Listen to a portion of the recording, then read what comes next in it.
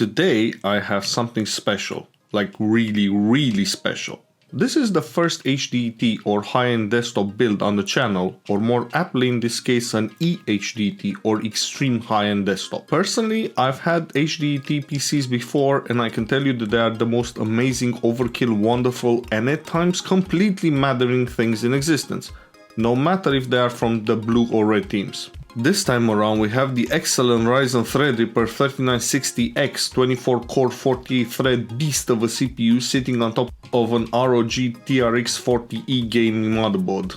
I would love to show you the CPU, but from what I can see the paste is in excellent condition under this ridiculously large Noctua cooler, so I've decided that in the absence of a Threadripper or Epic Torque tool not to take the CPU out. I can't tell you just how much I am in awe of how well this motherboard is built and the ridiculous amount of feature it has. If you can name it, then it probably has it. Which really isn't that much of a shock when you consider it still costs over 520 Great British pounds. It came to me with a 32GB 2x16 kit of 3200 Mbps RAM, and I replaced that with 4 sticks of 8GB 4000 Mbps RAM that I set to run at 3200 Mbps. Why did I do this?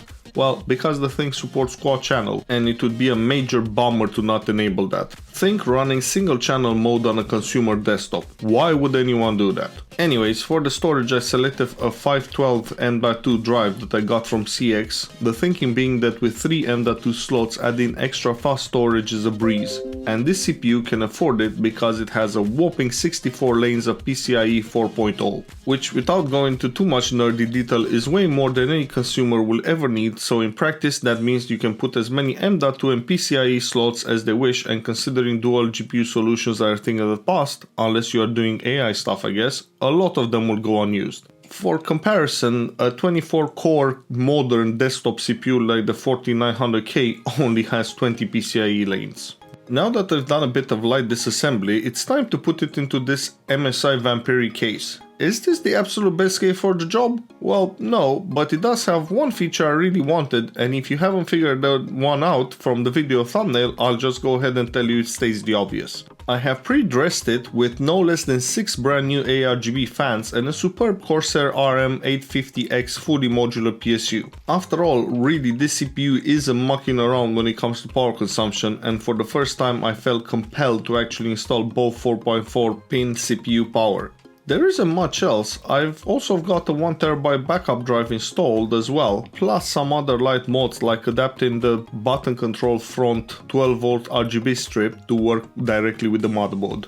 And now it's time to put the GPU in. This is usually the highlight of my videos, but truth be told the GPU is considerably less expensive than the rest this time around. And said GPU really isn't an outdated throw-in. It's a Gigabyte Vision 3070 OC that I have just serviced with brand new pads and thermal paste. Have a look at the new hotspot counter that will become a fixture of my videos going forward.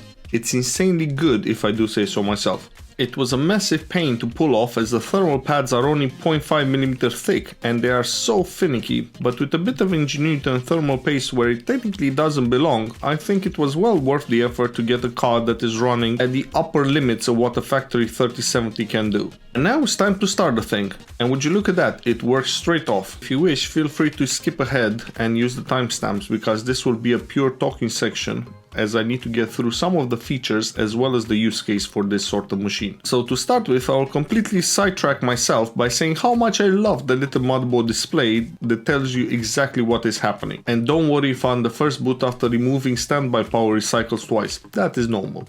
In this video I'll only be looking at gaming benchmarks because, well, that is what I care about and that is what most people that buy a gaming PC care about, but I wager that this PC will have a much bigger appeal to a select niche of people that can actually take advantage of 24 real Zen 2 cores. Someone would then state here that the 4900K also has 24 cores, so what's the big deal?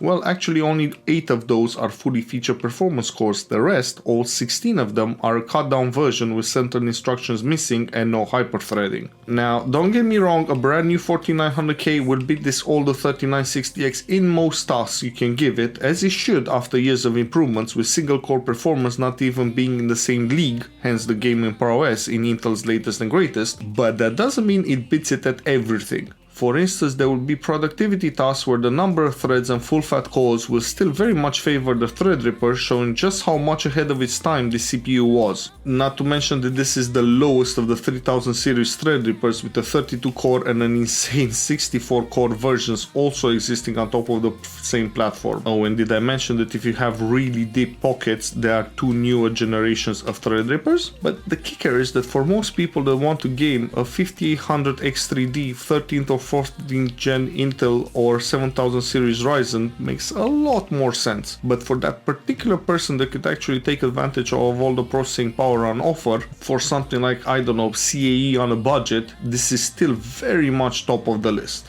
But then again, in the real world, because this is still really good for gaming, there will be that one person that wants it as a flex. You know who you are.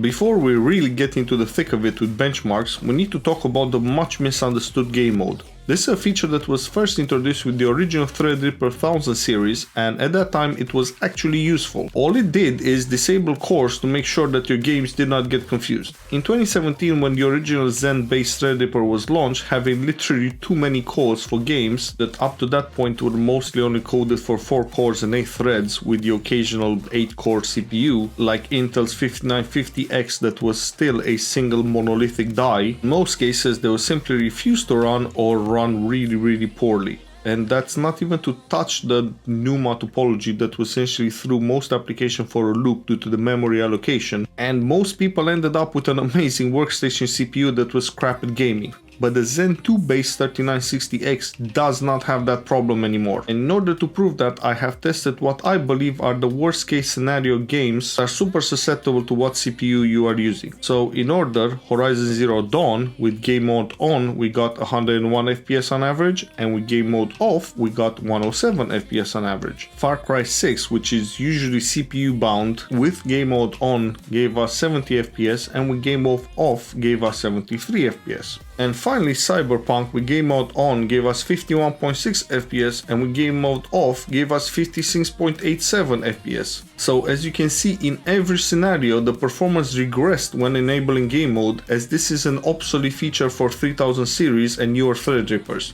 The only reason it's still there is if you need to run legacy application and games and you need a convenient way to disable cores. All it does is turns this 24 core 3960X into a 3900X with 12 cores. And now that that's cleared up, let's have a look at Heaven. And to preface this, I don't expect the 3960X to be much different compared to a 5600X or 5700X. Of course, the lower clock speed will keep it a bit below the newer 7000 series consumer grade Ryzens for pure FPS, but yeah, they won't be able to touch it for productivity.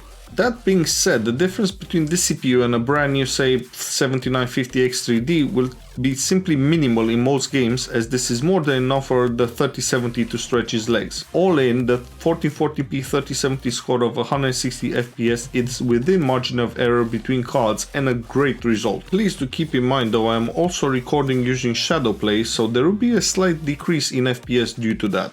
Just to quantify that last statement, every time I ran 3D Mark Speedway I got something like a legendary score 3440, but with the recording on this dropped to 3358 and a rating of good. Does this matter? Well, no, but it does explain why the GPU sits at 98% instead of 100%, the rest is being used for encoding.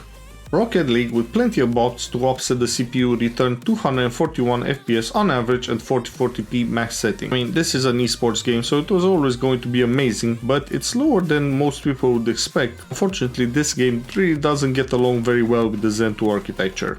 In Fortnite, on the other hand, we are 100% GPU bound with Lumen and Nanite on, and it did very well with around 58 FPS on average on the racing tutorial. Of course, disabling recordings pushes this over 60 by default, but for whatever reason most people play this with performance mode enabled, so I wager it won't matter that much. Horizon Zero Dawn posted 108 FPS on this occasion, and it looked fantastic with everything set to its maximum. Do you know what looks even better? That's right, the new Horizon Forbidden West that still posts an impressive 64 FPS on average in the beginning area. Unfortunately, we do not have the DLSS 3.0 frame generation available on the 3000 series GPUs. But nor does it really absolutely need it, because it feels super smooth. I'm very excited to get stuck into this game, because if it's not outright the best looking game I've ever played so far, it certainly looks to be the most detailed.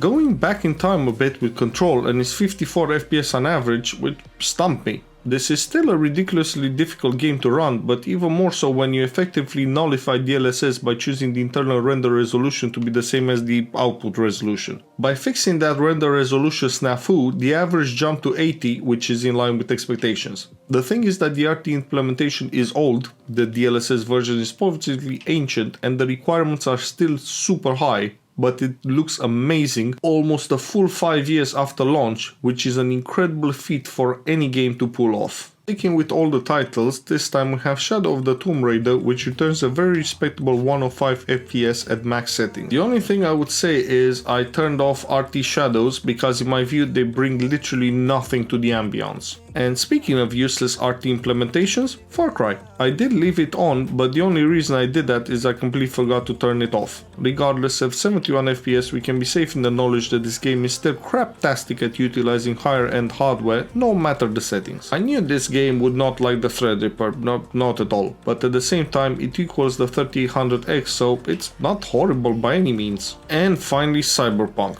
Probably the current king of hard to run games, and while we don't quite hit 60 FPS at 1440p ultra ray tracing, which isn't really a shock, do hit 56.7 FPS on average without recording, 52 while the recording is on, so I would wager that with just a bit of fiddling around the edges we'll get the vaunted 60 FPS while keeping all the eye candy intact. Then again, this is the benchmark, so the game itself runs with over 60 FPS out of the box. Obviously, even dropping down the RT a bit will make a huge difference and will simply propel the FPS upwards. But that's not really what I'm interested in. I'm looking for worst case scenarios. And that's about it for this video. I hope you enjoyed it and see you in the next one.